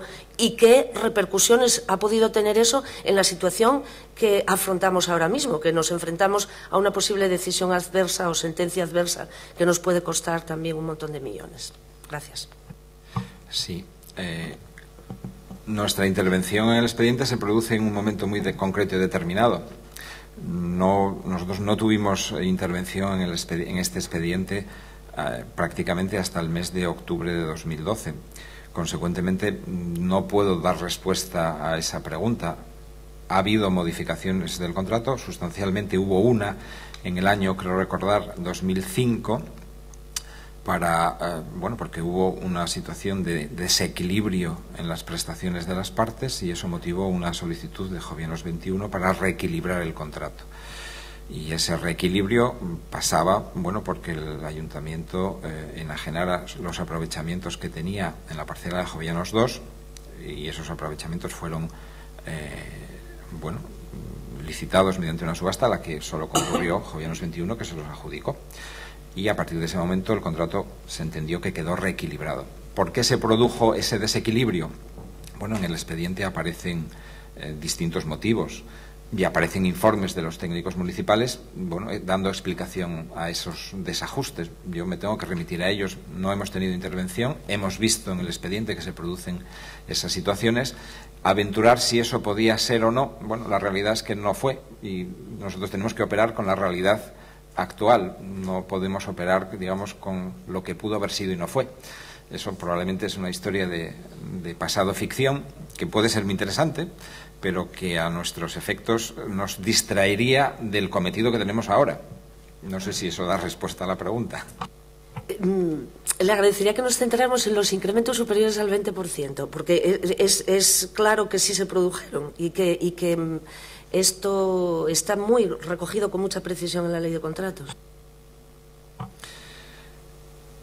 Nuevamente el artículo 57.1. Se adoptaron acuerdos, esos acuerdos se presumen válidos y si alguien, primero, no fueron impugnados en su momento y si alguien ahora cuestiona que los mismos adolecen de algún vicio de nulidad del pleno derecho, porque no cabría otro tipo de vicio, porque fíjese que estamos hablando de una fecha donde ni siquiera el recurso de lesividad, que como sabe por el artículo 103 tiene 4 años, pues plantearse ahora la posibilidad de una acción de nulidad por nulidad del pleno derecho, cuando la jurisprudencia nos dice que tiene que ser por motivos no solo del 62.1 de la Ley de Régimen Jurídico, sino que además deben contemplarse con una escrupulosidad y con carácter estricto, realmente aventurar si en aquel momento había causa de resolución o no, bueno, se puede decir, pero no tiene una traducción práctica concreta. Por eso permita que no le responda, porque tengo que remitirme a una presunción de legalidad del acuerdo, ¿no? Muchas gracias, sí, perdone la insistencia. Otra cuestión que, bueno, que choca un poco en el expediente es el tema de del seguimiento de la hipoteca que se realizó sobre la concesión. Cuando en Junta de Gobierno de 25 del 3 de 2010 se aprobó o se le autorizó, digamos, a la empresa a constituir esa hipoteca, se le pusieron 2 condiciones. Una, que se proceda a la cancelación de la hipoteca que existía previamente, y otra, que la hipoteca se constituya en garantía de deudas relacionadas exclusivamente con la concesión. Y se dijo incluso que se estableció la garantía de que se iba a establecer un control administrativo previo que garantizara el cumplimiento de esas condiciones. Sin embargo, no fue hasta 15 meses más adelante cuando el ayuntamiento requirió de la empresa que, el documento de la constitución de la hipoteca, cuando ya existían sospechas de que esa hipoteca se podía estar utilizando, o ese crédito con esa hipoteca se podía estar utilizando para cosas diferentes a las relativas a la construcción o a la obra de los palacios. Entonces, esto, digamos que tampoco supone precisamente, o no, aparentemente no supone la defensa de los intereses municipales, parece más bien una dejación de funciones en este caso. La autorización o la solicitud para constituir la hipoteca de la concesión, quiero recordar que se produce en el primer trimestre del 2010, y en la solicitud que formula Gobiernos 21 era para una entidad financiera distinta de la que finalmente fue. Creo que era Bancaja, la entidad que refería al principio, y cuando el ayuntamiento acuerda autorizar la concesión, efectivamente establece una serie de requisitos que debía cumplir. Uno de ellos era que debía facilitar el documento en el que se formalizaba la constitución de esa hipoteca. Lo que nosotros descubrimos, y precisamente por eso es uno de los que a nuestro juicio constituye un incumplimiento grave por parte de la contratista, es que observamos que la entidad Jovellanos 21, un año después, más de un año, había transcurrido más de un año desde la autorización municipal, hace uso de esa autorización para otorgar un documento notarial que ellos mismos denominan de refinanciación de la deuda. No es una escritura de constitución de hipoteca simple, sino que es una operación mucho más compleja. Y es en ese documento cuando finalmente nosotros tenemos acceso a ello, porque bueno, la realidad es que no se le pidió la escritura que, digamos, formalizaba esa operación. Usted dice 15 meses, puede ser que sean 15 meses. Cuando nosotros pedimos ese documento y lo analizamos es cuando vemos que realmente no se estaban cumpliendo los términos de la autorización municipal. Eso determinó que lo incluyésemos en nuestro informe como un incumplimiento particularmente grave de la contratista, y por ser uno de los motivos que ha determinado la extinción del contrato, ¿verdad? Entonces, el primer incumplimiento es por parte de la empresa, que no facilita al ayuntamiento el documento íntegro donde se constituye la hipoteca, probablemente porque era consciente de que ese documento contenía una información que ponía de manifiesto un no cumplimiento adecuado del condicionado de esa autorización municipal. Muy bien, sí, la última. Y una postilla un poco a esta última cuestión. Bueno, estoy de acuerdo, la empresa no aportó, pero quien tiene, digamos, la obligación de defender los intereses municipales no es la empresa, es el ayuntamiento. Y el ayuntamiento había establecido el requisito de realizar ese seguimiento previo y no lo hizo. Digo 15 meses porque fue desde julio de 2011 hasta octubre de 2012. Entonces, no podemos achacar a la empresa que la empresa no vele por los intereses municipales, ¿no? Esto, digamos que, en fin. Bueno, paso a la última de las preguntas que quería hacer. Ah, sí, perdón. Creo que fue el notario autorizante de esa escritura la que sí comunica al ayuntamiento, creo que es un solo folio que está en el expediente. El notario que autoriza la escritura sí comunica al ayuntamiento su otorgamiento. Quiero pensar que en el momento en el que ese documento llega al departamento municipal y ver el tenor literal de lo que dice el notario, no sospechaba que ese documento tenía un contenido más amplio de lo que decía la información. Y con esto me refiero a lo que al principio de mi intervención dije. Probablemente la buena fe contractual no fue el elemento que presidía, a mi juicio, por Jovellanos 21 en sus relaciones con el ayuntamiento.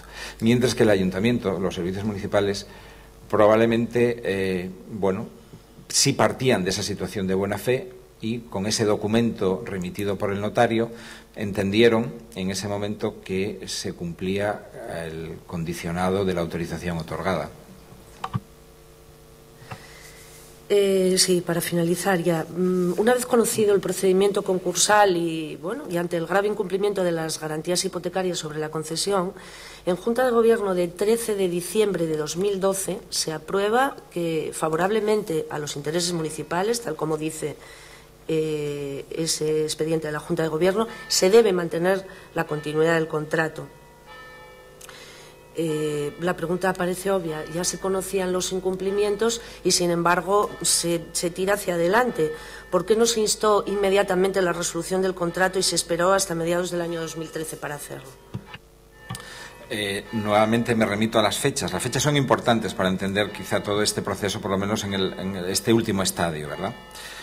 13 de diciembre de 2012. El informe del administrador concursal está datado el 27 de diciembre y el ayuntamiento solo tiene conocimiento de él en enero de 2013. Luego, a fecha 13 de diciembre de 2012, el ayuntamiento como tal no tenía conocimiento exacto de los incumplimientos contractuales de la empresa Jovellanos 21. Pero es más, ese acuerdo se produce en un momento muy concreto. Ya ha sido declarado el concurso.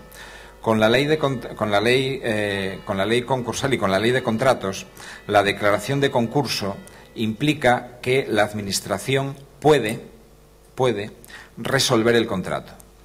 Pero añade más el precepto. No recuerdo ahora de memoria, en este caso sí me tengo que poner una nota negativa, no recuerdo ahora el precepto exactamente, pero dice que en todo caso la Administración podrá permitir que el contratista continúe en el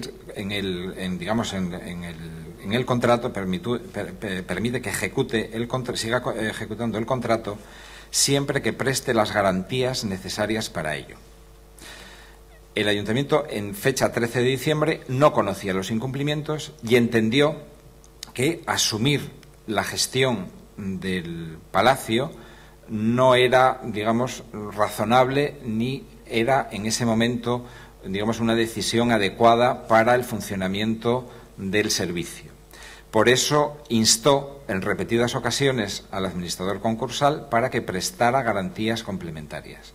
Garantías complementarias que, y aquí sí debo decirlo, nunca llegó a prestar. Y ese ha sido también uno de los motivos que en nuestros informes hemos resaltado, en el sentido de que la concesionaria, ya con el administrador concursal, continuó en la gestión hasta que ya se hizo patente y manifiesto que no había realmente una asunción de las responsabilidades ni de las prestaciones contractuales. Luego, en fecha 13 de diciembre no se conocían los incumplimientos, todavía.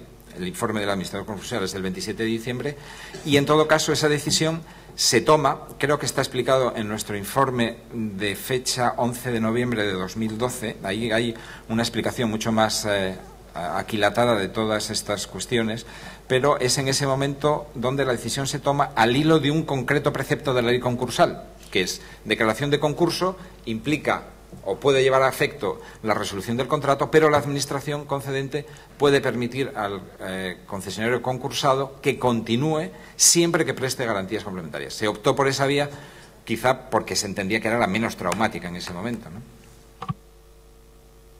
Muchas gracias. Gracias, Justo. Tiene la palabra ahora José Ramón Pando, por el Partido Popular. Muchísimas gracias, presidente. Buenos días, bienvenido. Gracias por estar aquí en el día de hoy. Quiero aclarar un tema primero, y a lo mejor le voy a entregar un papel aquí para que lo lea usted, que es nuestros compañeros que tenían un poco de duda en las fechas de una Junta de Gobierno que se celebró el 18 de abril de 2013, que se hablaba sobre que si la Junta de Gobierno se aprobó lo que hablaban de los 7 millones en esa fecha fue anteriormente. Entonces, voy a enseñarle el documento y a lo mejor el punto 3 es donde hay un poco de confusión de los compañeros del Partido Socialista. Arriba habla de que fue la Junta de Gobierno del 13 del 4 de 2013 que se confirmó, se ratificó. Efectivamente, el punto 3, leo, la Junta de Gobierno en sesión celebrada el 4 de octubre de 2012, tenía buena memoria en este dato, acordó, apartado segundo, requerir a Jovianos 21 SLU para que realice las actuaciones oportunas para la formalización de la declaración de la terminación parcial de la obra nueva e inscripción del inmueble en el registro de la propiedad, incluida su comparecencia al efecto ante el notario, habilitando a la Concejalía de Gobierno de Urbanismo para que realice cuantas gestiones y actuaciones resulten necesarias a tal fin. Tercero, proceder a la cancelación de la garantía constituida en cumplimiento del acuerdo de la Junta de Gobierno de 21 de abril de 2003, aval por importe de 7.992.250 euros, una vez formalizada la inscripción registral del Palacio de Exposiciones y Congresos. Es esto, ¿verdad? Bueno, con esto creo que aclara lo que se habló anteriormente, ¿verdad? La devolución del aval, como dice el acuerdo, fue adoptada el 4 de octubre de 2012. Esa es la fecha, ¿sí? Muy bien, gracias. Voy a seguir. En mis notas dijo antes que algo sobre el Principado de Asturias y la diferencia del precio de venta del hotel y de las oficinas. Entonces le voy a pedir una pregunta porque no lo entendí muy bien. Entonces le voy a pedir que me explique, por favor, de nuevo la diferencia de precios de las oficinas del Principado y del hotel.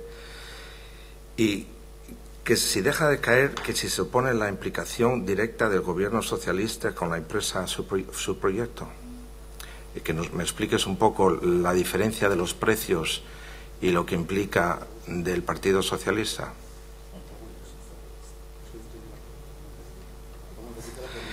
Que pedir que me explique de nuevo la diferencia de precios de las oficinas del Principado y del hotel. Muy simple. Cierra y cierra. A ver, en la página 45 del informe provisional del administrador concursal hay un cuadro que se denomina Actuaciones Complejo Buenavista. En esa tabla, a la que supongo ustedes habrán tenido acceso, el administrador concursal va anotando los diferentes proyectos, la superficie construida y el valor en venta. Leo.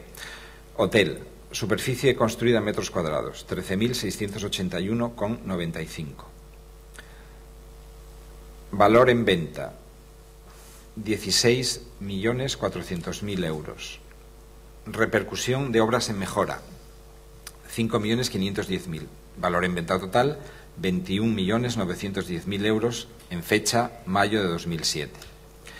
Siguiente apartado, Consejería, Oficinas del Principado. Superficie construida metros cuadrados, 17.066,92 metros cuadrados. Valor en venta, 51.284.000 euros, fecha de venta abril 2007. Lo que he tratado, probablemente con poca fortuna por mi parte, de explicar es que había aquí una diferencia en el valor en venta del metro cuadrado que era particularmente significativa, porque según me indicaron mis compañeros técnicos en el ayuntamiento, resultaba que el precio de metro cuadrado que resulta de la operación de venta del hotel da como resultado un valor de 1.601,38 euros metro cuadrado, mientras que el precio de venta por metro cuadrado de las oficinas de las consejerías es de 3.004,88 euros metro cuadrado. Hay una diferencia sustancial. Bueno, dada su condición de arquitecto, usted sabe, por lo menos así me dicen, que construir unas oficinas, en teoría, es de menor coste que construir un hotel. Parece, ¿no? Con lo cual, resulta llamativo que el precio de venta a una empresa del mismo grupo que Jovellanos 21 tenga un valor, en teoría, tan bajo. Nosotros hemos partido de que el valor en venta de las oficinas del Principado, que es un valor en venta que se produce de Jovellanos 21 a la empresa Sedes, es un valor real de mercado y contrastado. ¿Por qué decimos que es contrastado? Porque hay un informe de la Sindicatura de Cuentas que analiza a la empresa Sedes y en el apartado 2 Romanos.7, intitulado Operación Buenavista, es donde refiere el precio de venta al Principado de las construcciones situadas en Buenavista. Y la Sindicatura de Cuentas, como órgano fiscalizador de nuestra comunidad autónoma, se dice: el importe correspondiente al valor de los inmuebles permutados se determinó por parte del Principado a partir de los informes de tasación emitidos por servicios técnicos propios de la Administración, en su mayoría adscritos a la Consejería de Economía y Administración Pública, que obran en los expedientes individualizados. Y añade: al mismo tiempo, se procedió a un informe externo a una sociedad de tasaciones inmobiliarias cuyas fechas de emisión y caducidad eran respectivamente 14 de abril y 13 de octubre de 2005. Es decir, partimos de que mientras el valor en venta que aparece documentado y justificado por parte del administrador concursal tiene una explicación, tiene una razón de ser, mientras que el valor en venta de este inmueble referido al hotel es una venta que no aparece justificada ni explicada, ese valor en venta, que es un valor en venta que corresponde a una transmisión operada entre empresas del mismo grupo, y eso ya nos hace pensar que estamos ante una operación probablemente en perjuicio de la masa activa, lo que mi querido compañero y colega ha denominado una operación sospechosa en esos términos jurídicos, no en otros términos de demérito para quien efectúa la operación, porque de hecho el artículo 71 de la ley concursal, cuando establece la acción de retroacción, se refiere exclusivamente a la operación objetivamente, sin establecer ni condicionar ningún ánimo defraudatorio. Esos son para las acciones civiles rescisorias, bueno, que además tiene un plazo de 4 años y que requiere otra serie de requisitos. Es una acción subsidiaria. Bueno, la acción de reintegración no es una acción directa que puede ejercer o ejercitar el administrador concursal o cualquier acreedor. Nosotros somos acreedores en ese concurso. ¿Con esto qué quiero decir? Con esto quiero decir que de los propios datos del administrador concursal resulta que hay un valor en venta de ese inmueble, que es el hotel, significativamente inferior a lo que nosotros entendemos que es el valor real en venta, el valor de mercado. Como no estábamos satisfechos con los datos que aparecen en el propio informe administrador concursal, hemos ido a lo que es el presupuesto de ejecución material del hotel, y resulta que en ese documento, que está firmado por Jovellanos 21, en esa certificación final, la ejecución por contrata importa la suma de 21.331.409 euros.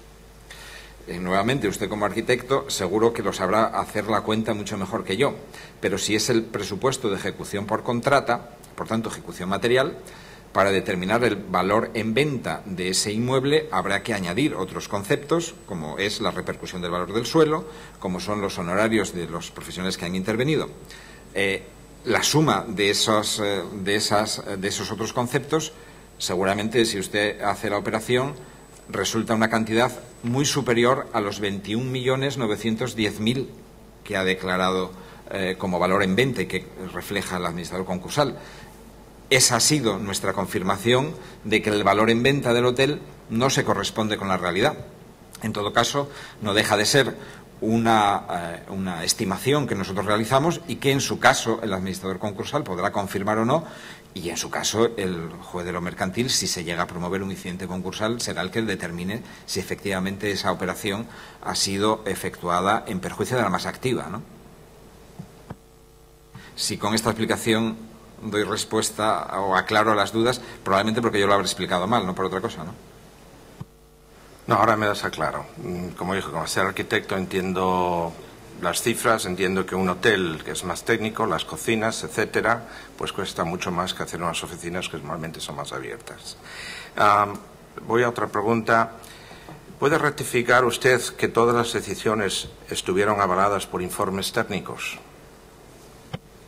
En lo que nosotros hemos visto del expediente administrativo, los acuerdos y resoluciones municipales vienen precedidas por informes técnicos y jurídicos. Efectivamente, es así.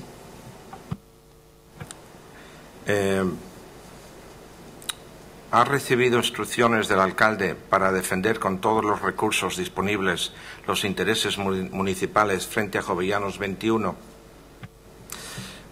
Creo que llevo 27 años en este ayuntamiento.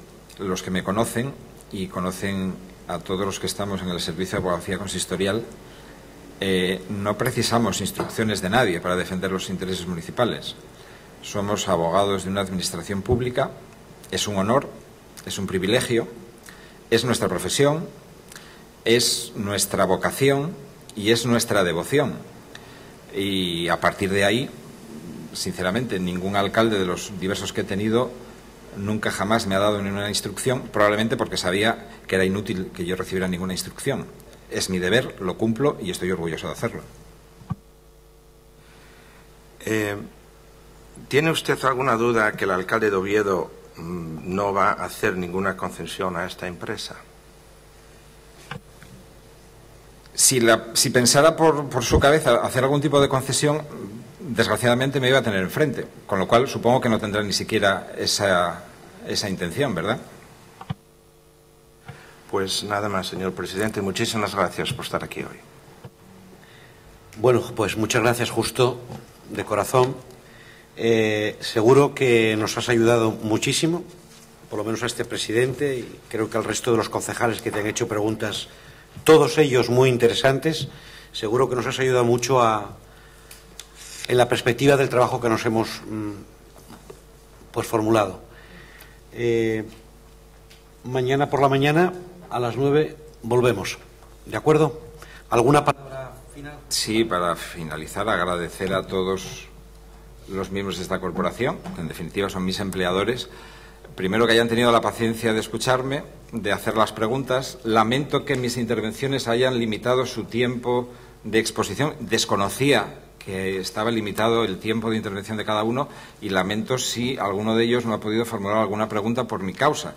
En todo caso, reitero, yo y cualquiera de mis compañeros estamos a disposición de todos ellos y, por tanto, si necesitan alguna aclaración, pues lógicamente encantados de poder hacerla, ¿no? Muchas gracias, Justo. Sí, señor presidente. No tengo ninguna pregunta más, solo al secretario. Secretario, ¿nos puedes decir en las comparecencias que tenemos o que tengo aquí del día de hoy, técnicamente hasta el 22, de momento, quién dijo que no iba a venir?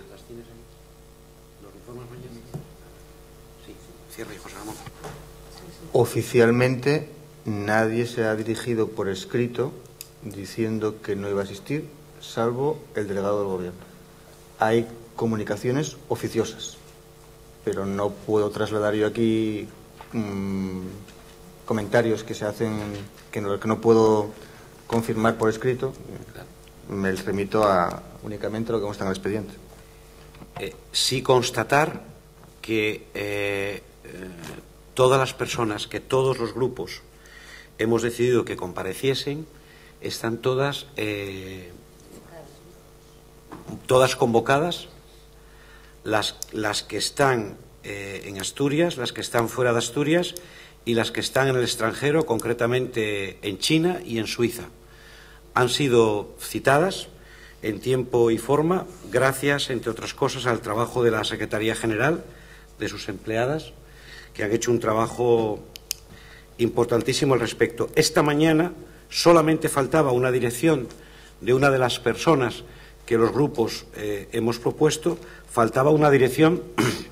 Han aparecido 2 direcciones de esa persona y, ante la duda, le hemos enviado la citación a esas 2 direcciones.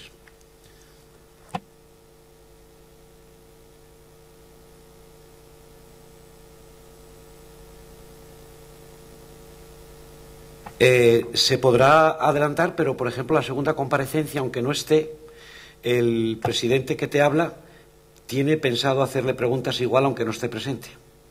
Con lo cual, podemos hacerlo todos los grupos. Es decir, hay un compareciente que no viene. Yo, aunque él no asista, creo que debemos hacerle las preguntas que tenemos pensadas igual, a efectos de acta, por lo menos. Bueno, pero yo se las voy a hacer. No, no hay absurdos.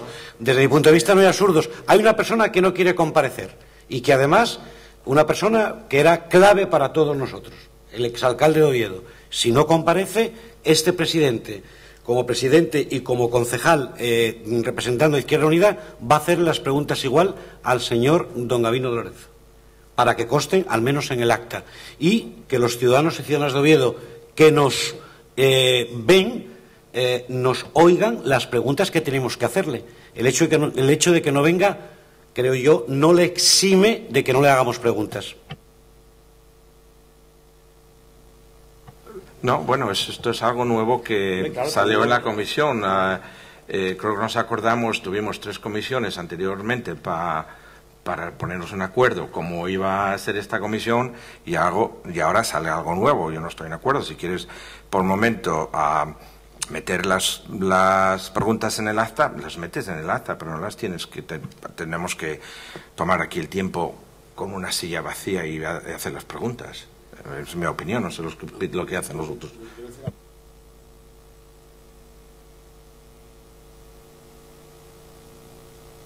Micro. Sí.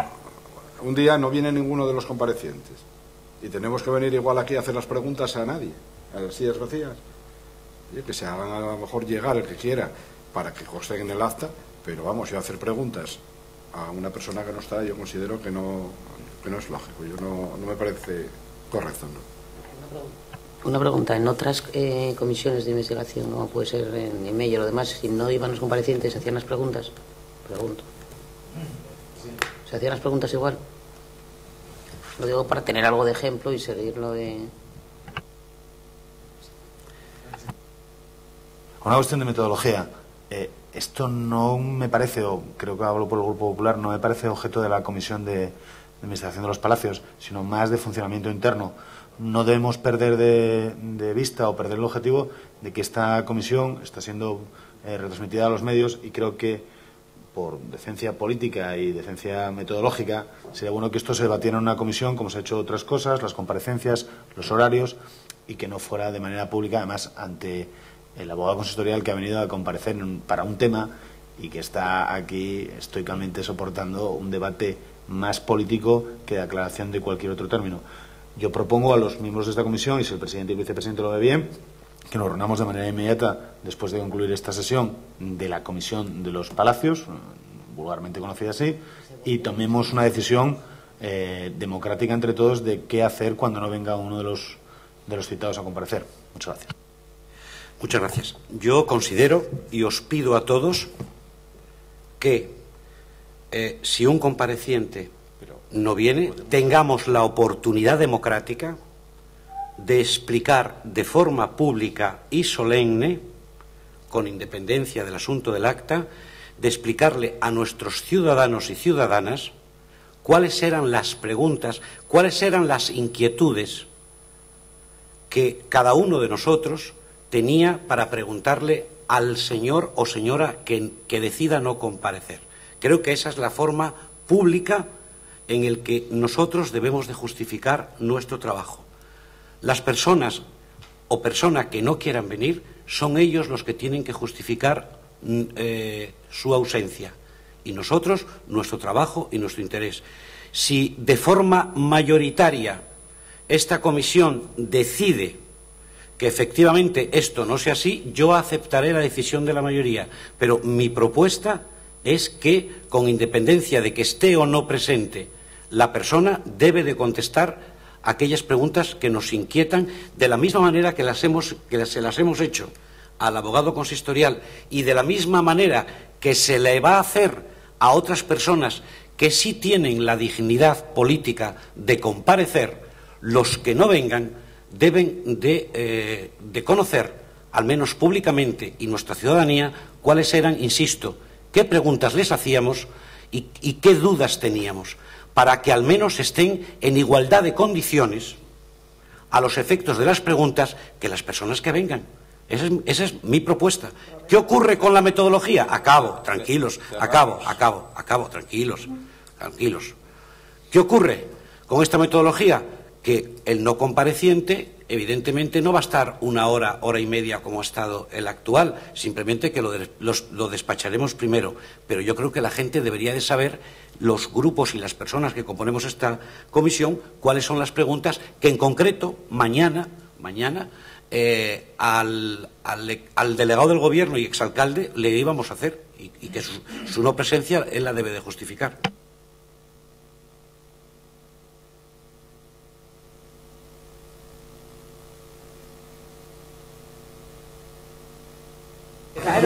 Con todo el respeto, es que el señor Sánchez Ramos está hablando como presidente de la comisión, no como miembro de Izquierda Unida.